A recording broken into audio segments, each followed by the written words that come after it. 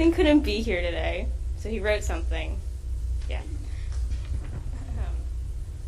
He said that he's sorry he's not here to tell you about his experience at NYC, but it offered a lot more than he originally anticipated.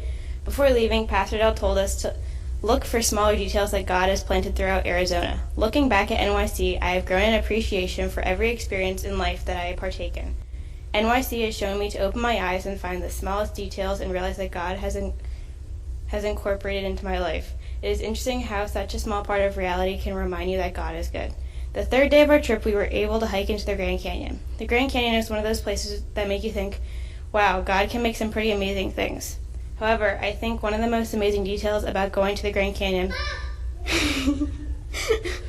that day was not the Grand Canyon itself. Sitting near the edge, facing towards the ravine, was a man and his easel. I couldn't help but sit and watch him for a few minutes, calmly and gently painting the canyon side. This was one of those examples of God's attention to detail that stuck out to me. I can't thank you all enough for helping us afford to go to NYC. Oh. What do I say? Okay. It was really good.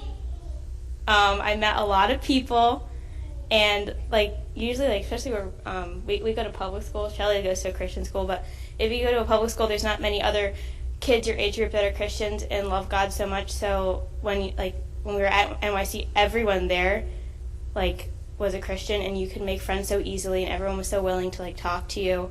And I don't know, I just feel like you could connect with everyone so much easier because you all loved God and we met a lot of cool people. The worship was cool. The first day we went there to go worship, I can't even describe how crazy it was because there were 9,000 people in there, and the pictures don't do us justice. It was amazing. It was so loud, really loud. Everyone was screaming and jumping up and down. It was like a rock concert every time we sang. And also our service project was probably my favorite. I loved going to the homeless people and giving them water, and we talked to some of them and learned some of their stories and stuff, and it was really cool to help them out because it was really hot that day. What else?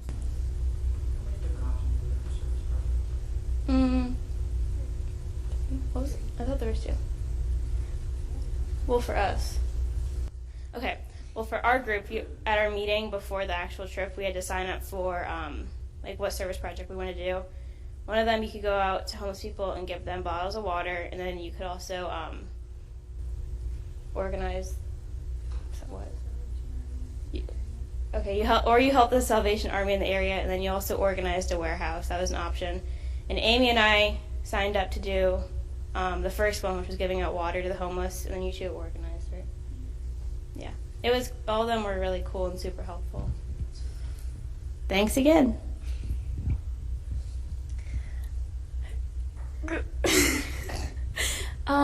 One of my favorite things when we were there was doing the service project. I really didn't want to do it at first, but once we were there and we were hanging out with the homeless people, there was this one man that I was sitting with, and I was just talking to him, just being normal. And I guess people don't do that a whole lot, because when I was getting ready to leave, he grabbed my arm and told me he felt power from me. I didn't know exactly what he meant at the time, but I think he meant that he felt God through me. And I want to thank you for that experience. So one of my favorite days was actually before NYC started, but it was our trip when we went to the Grand Canyon. That day, not only did we see one of the greatest creations ever, it was incredible, but we were also able to donate the backpacks that you guys helped us put together. And it was really cool going into that warehouse and seeing all the bins just filled with school supplies that the kids would somehow use. And we were able to give over 6,000 backpacks. It was crazy. And I also really liked each and every preacher. It was really cool to hear a different message from each and every person. And the worship was incredible, like Ellie said. It was just crazy to see over 9,000 or 8,000 kids just worshiping. and praising God and everything. And I just want to thank you so much for helping us fundraise and be able to go on this trip. So at the Grand Canyon, we went down in a big group, but on the way back up, people started splitting up because they were going at their own paces. And I was in a small group of just like 4 or 5 people, and we came across this guy who was also hiking Grand Canyon, who I guess had met a few of our other groups and was asking, are you guys part of a group going to NYC? We're like, yeah. We started talking to him for a little bit.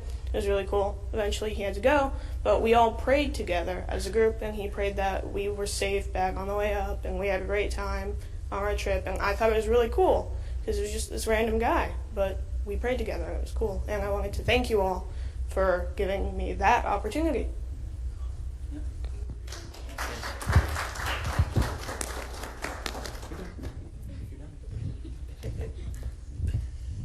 Remember to hang around after this service. We've got a thank you.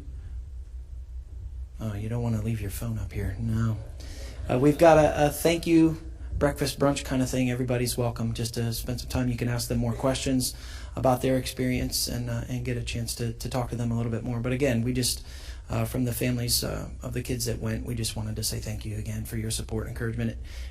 I think before we even left, we were really touched by just the unity and the community of God's kingdom and the support that we felt from you, our local church. So thanks again.